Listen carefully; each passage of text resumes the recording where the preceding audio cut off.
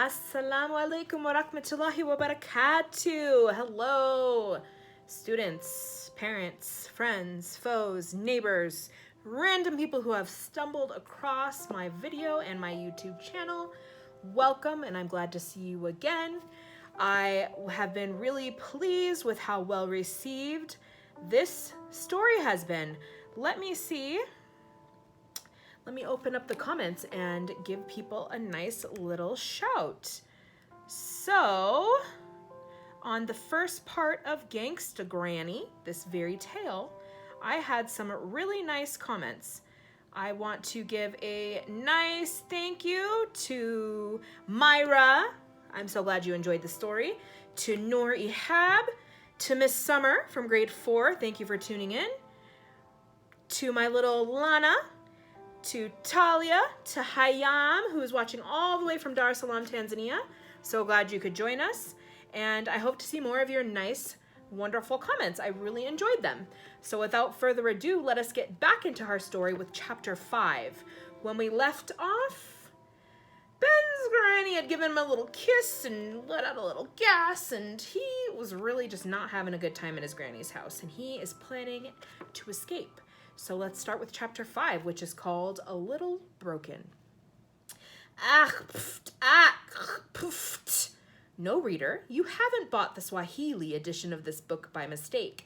That was the sound Ben was waiting for. Granny snoring. She was asleep. Ben crept out of his room and made his way over to the telephone in the hall. It was one of those old-style telephones that purred like a cat when you dialed a number. Mom, he whispered. I can hardly hear you, she shouted back. There was a loud jazz music playing in the background.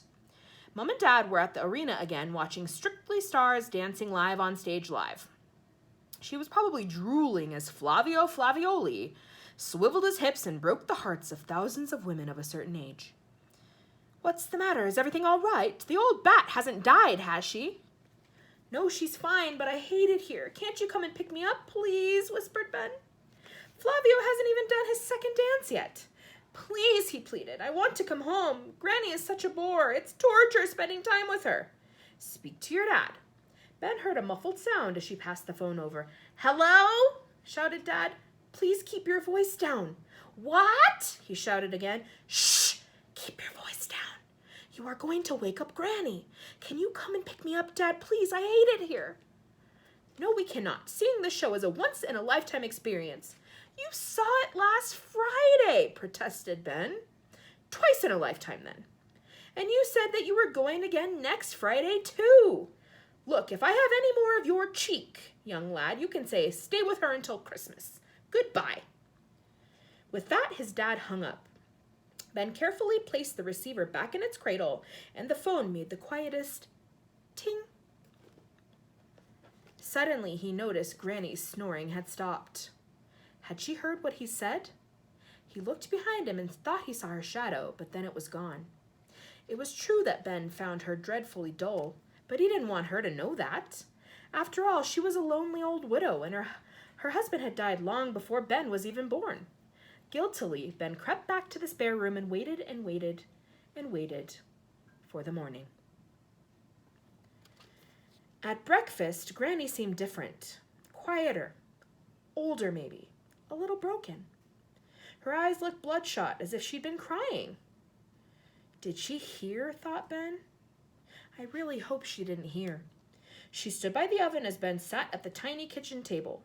Granny was pretending to be interested in her calendar, which was pinned to the wall by the oven. Ben could tell she was pretending because there was nothing interesting on her calendar. This was a typical week in Granny's hectic life. Monday, make cabbage soup. Play Scrabble against yourself, read a book. Tuesday, make cabbage pie, read another book, blow off.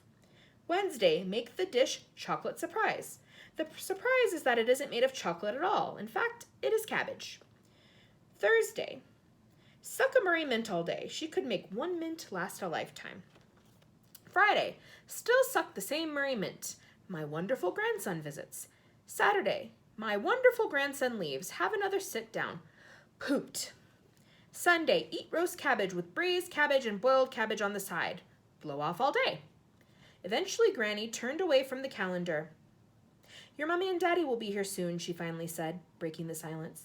Yes, said Ben, looking at his watch, just a few more minutes. The minutes felt like hours, days, even months. A minute can be a long time. Don't believe me? Then sit in a room on your own and do nothing but count for 60 seconds. Have you done it yet?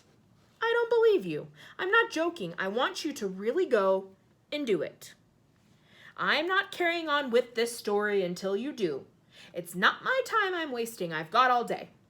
Right. Have you done it now? Good. Now, back to the story. At just after 11 o'clock, the little brown car pulled up in front of Granny's house, much like a getaway driver for a bank robbery. Mom kept the engine running. She leaned over and opened the passenger door so Ben could dive in quickly and they could zoom off. As Ben trudged towards the car, Granny stood at the front door. Would you like to come in for a cup of tea, Linda? She shouted. No thanks, said Ben's mom. Quick, Ben, for goodness sake, get in. She revved the engine. I don't want to have a talk to the old dear. Shh, said Ben, she'll hear you. I thought you didn't like Granny, said Mom. I didn't say that, Mom. I said I found her boring, but I don't want her to know that, do I? Mom laughed as they sped off out of Gray Close. I wouldn't worry, Ben. Your Granny isn't really with it. She probably doesn't understand what you're saying half the time. Ben frowned. He wasn't sure about that. He wasn't sure at all. He remembered Granny's face at the breakfast table. Suddenly he had a horrible feeling. She understood a lot more than he had realized. Chapter 6, Cold, Wet Egg. This Friday night would have been just as spectacularly dull as the last if Ben hadn't remembered to bring his magazine with him this time.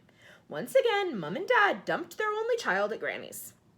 As soon as he arrived, Ben rushed past her into his cold, damp little bedroom, shut the door, and read his copy of the latest Plumbing Weekly from cover to cover. There was an amazing guide with lots and lots of color photographs showing how to install the new generation of combi boilers. Ben folded over the corner of the page. Now he knew what he wanted for Christmas. Once he'd finished the magazine, Ben sighed and headed to the living room.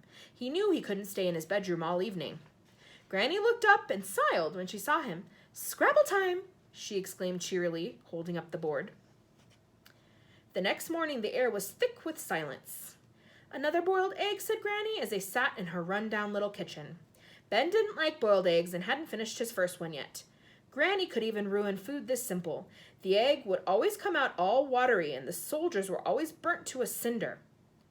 When the old lady wasn't looking, Ben would flick the egg loop out of the window with his spoon and hide the soldiers behind the radiator. There must be a whole platoon of them back there now. No thanks, Granny. I'm completely full, replied Ben. Delicious boiled egg, thank you, he added. Murmured the old lady, unconvinced. It's a bit nippy. I'm just going to put another cardigan on, she said, even though she was already wearing two. Granny trundled out of the room, quacking as she went. Ben flicked the rest of the egg out of the window and then tried to find something else to eat. He knew that Granny had a secret stash of chocolate biscuits that she kept on the top shelf of the kitchen shelf. Granny would give Ben one on his birthday. Ben would also help himself to one from time to time when his Granny's cabbage-based delicacies left him as hungry as a wolf. So he quickly slid his chair over to the cupboard and stood on it to reach the biscuits. He lifted the biscuit tin. It was a big silver Jubilee assortment tin from 1977 that featured a scratched and faded portrait of a much younger Queen Elizabeth II on the lid. It felt really heavy, much heavier than usual. Strange. Ben shook the tin a little. It didn't feel or sound like it had biscuits inside. It was like it had stones or marbles inside it. Even stranger. Ben unscrewed the lid. He stared. And then he stared some more. And he couldn't believe what was inside. Diamonds, rings, bracelets, necklaces, earrings, all with great big sparkling diamonds. Diamonds, diamonds, and more diamonds. Ben was no expert, but he thought there must be thousands of pounds worth of jewelry in the biscuit tin, maybe even millions. Suddenly, he heard Granny quacking her way into the room. Fumbling desperately, he put the lid back on and placed the tin on the shelf. He leaped down, yanked his chair over, and sat down at the table. Glancing at the window, he realized that his flicked egg hadn't flown into the garden, but was smeared across the glass. Granny would need a blowtorch to get that off if it dried, so he rushed over to the window and sucked the cold, wet egg off the glass, then returned to his seat. It was too unpleasant to swallow, so in a panic, Ben kept it in his mouth.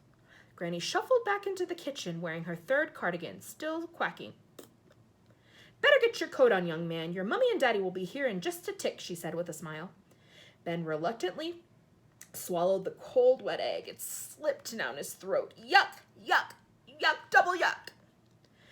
Yes, he said, fearing he would vomit and deposit the egg back on the window.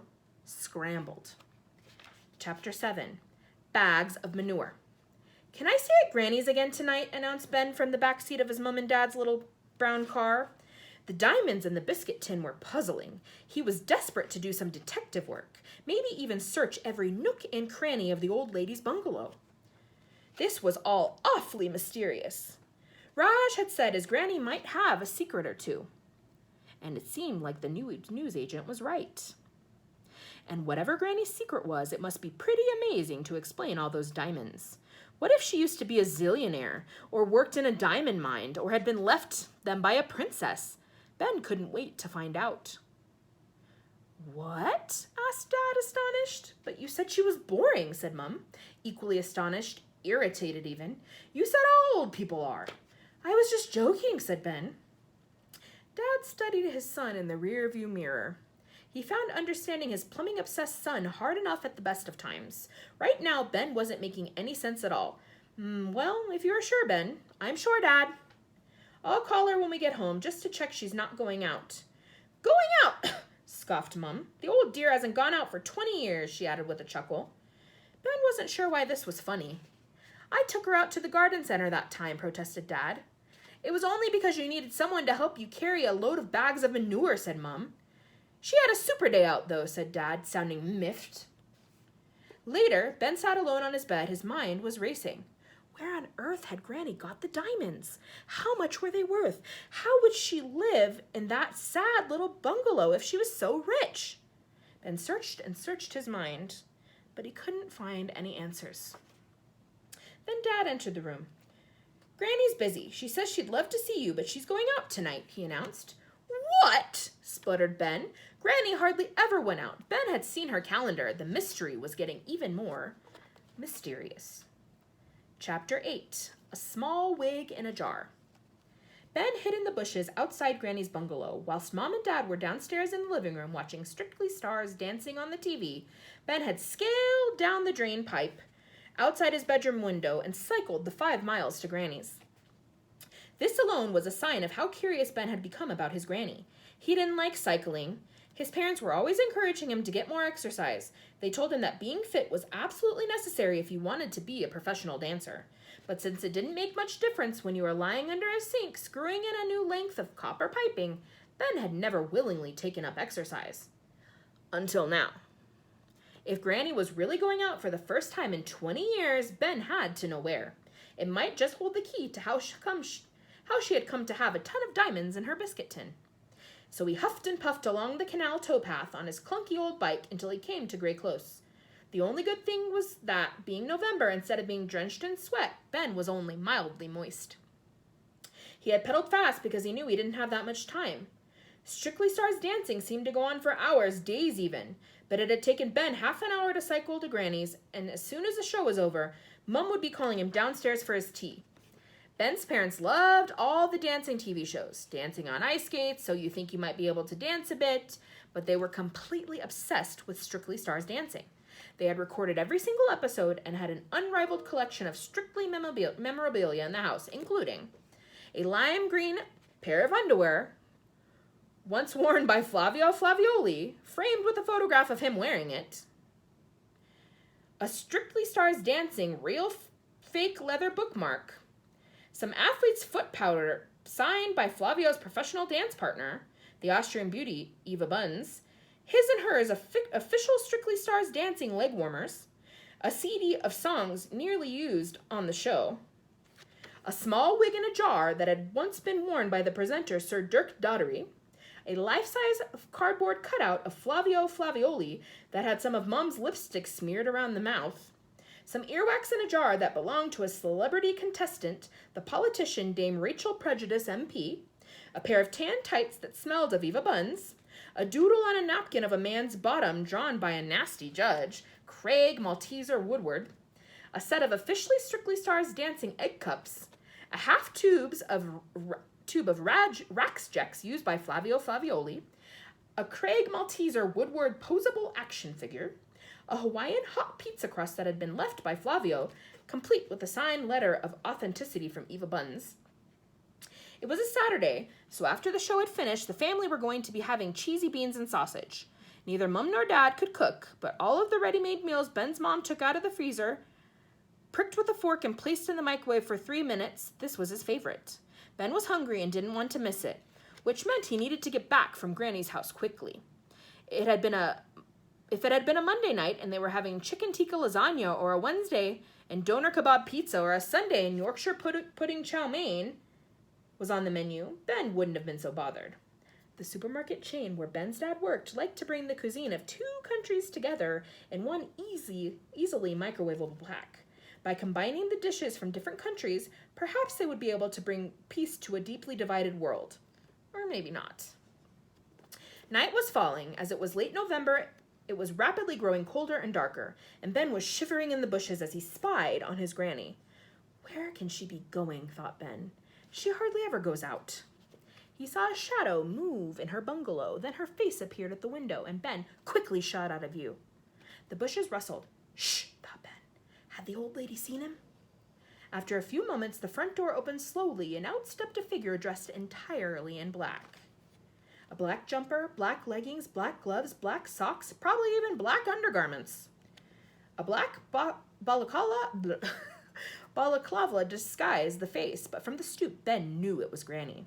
She looked like someone from one of the covers of the books she loved reading. She straddled her mobility scooter and revved the engine.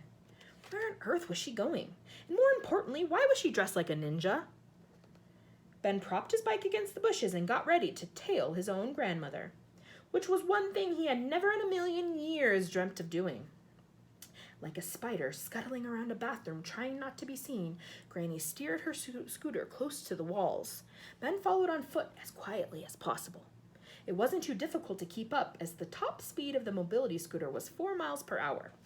Whirring across the road, she suddenly looked back as if she had heard something, and Ben dived behind a tree. He waited, holding his breath.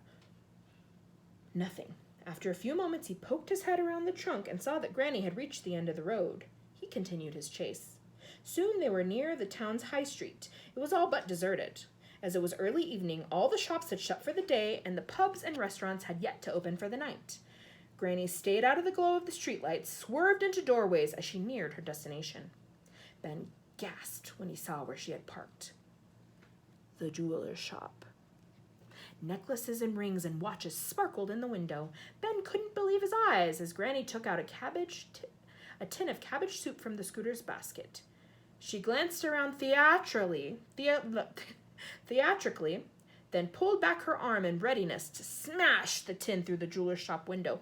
"No!" shouted Ben. Granny dropped the tin. It crashed to the ground, and cabbage soup oozed onto the pavement. "Ben!" hissed Granny. "What are you doing here?"